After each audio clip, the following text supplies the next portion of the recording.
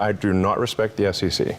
I do not respect them. It seems like a tale as old as time. But how did this feud start, and more importantly, who's winning? Today we're looking at Elon Musk's battle against the SEC and what that means for the future of crypto. It's time to discover crypto.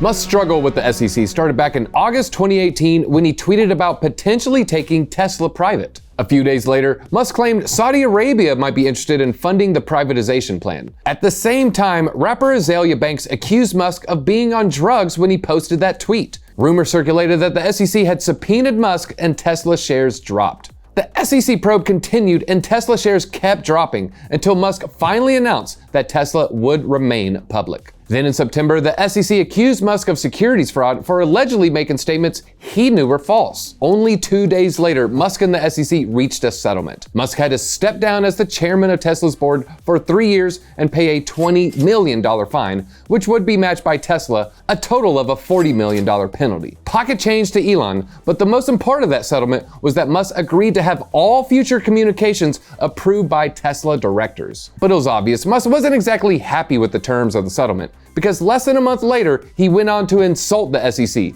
first in a tweet on October of 2018, and then in an October 60 Minutes interview, during which he said he had no respect for the SEC, and also implied that he wasn't taking the order to have his tweets approved seriously. Then in February 2019, Elon Musk tweeted about car production, and the SEC pounced again, asking a judge to hold Musk in contempt for violating the settlement. He once again published inaccurate information about Tesla to his over 24 million Twitter followers. Musk's legal team argued that the SEC was overreaching.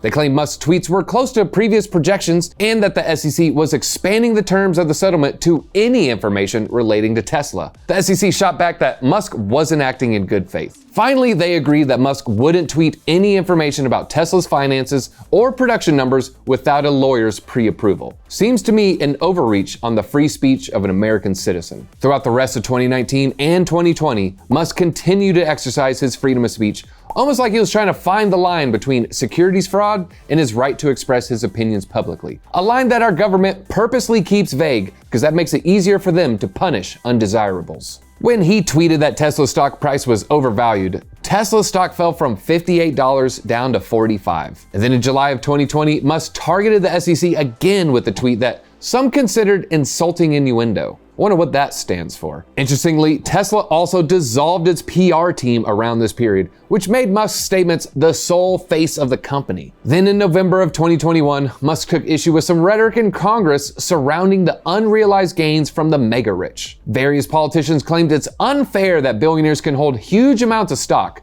take out loans against those holdings, and never pay taxes. So Musk decided to take it upon himself to show that selling stock would only hurt normal American investors. He put up a Twitter poll asking whether he should sell 10% of his Tesla shares, receiving even more criticism from politicians. The Twitter poll came out in favor of Musk selling, and he starts selling off shares. Later, Elon's tax bill came in at $11 billion.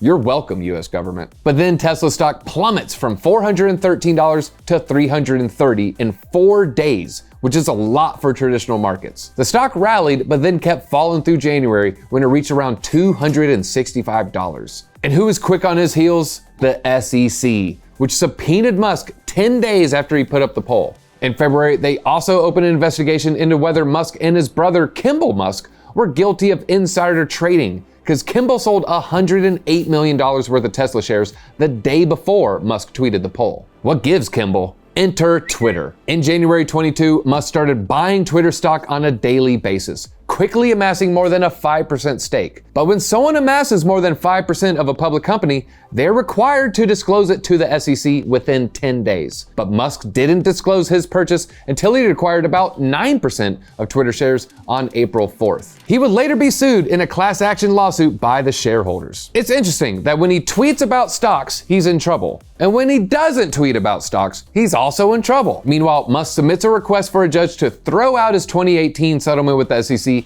and nullify their subpoena about the Twitter poll. He said his hands were tied back in 2018 because Tesla was a less mature company and he thought fighting the settlement would have hurt the company and shareholders. Musk also refused to produce documents. Then the SEC sends Musk a letter asking why he didn't disclose his Twitter share purchase, and around the same time opens a probe to determine whether Musk broke securities laws during these purchases. Tesla and Musk accuse the SEC of harassing them and continuing an unrelenting, endless investigation. They claim these investigations were retaliation for Musk being outspoken against the government. Twitter files, anyone? Musk also called the SEC some dirty words that we can't say on this channel and continues to fight against them on Twitter. Then Musk gets into all the Twitter takeover drama, which we won't get in detail here because it's enough for its own video. But keep in mind that he's buying and reworking an additional company while the SEC is coming for him, while being a CEO for 4 large companies. This man can certainly multitask. At the end of April 2022, the judge rejects Musk's bid to throw out the old 2018 case and also denies the motion to nullify the SEC's Twitter poll subpoena. Then, funnily enough, Musk files a complaint with the SEC, alleging that Twitter is thwarting his information rights. He threatens to abandon the deal, which leads Twitter to sue him, and then Musk sues them back. At the same time, Musk spends days providing documents and testifying to the SEC about the Twitter poll. Then in November 2022, Musk also takes the stand in court to defend his Tesla compensation package, during which he states the mission of the SEC is good, but isn't being executed well. He asks why the SEC continues to hound him when his shareholders have benefited, and yet the SEC won't investigate companies like FTX that have ruined lives. Then in January 2023, the SEC opened another investigation into Musk's role into Tesla's claims about its autopilot driver-assisted system. At this point, Musk also tries to end the lawsuit over his late disclosure of the Twitter purchase, but not too fast, because then Musk is hit with the Doge class action lawsuit, claiming he knowingly manipulated the coin, causing them to lose big money. And on September 20th, the Physicians Committee for Responsible Medicine wrote a letter to the SEC asking them to investigate Musk and Neuralink for tweeting false and misleading information when several monkeys have died and suffered during the experiments. At this point, it seems everyone is throwing something at Musk to see what will stick, and Musk has had it. He refuses to appear for the SEC.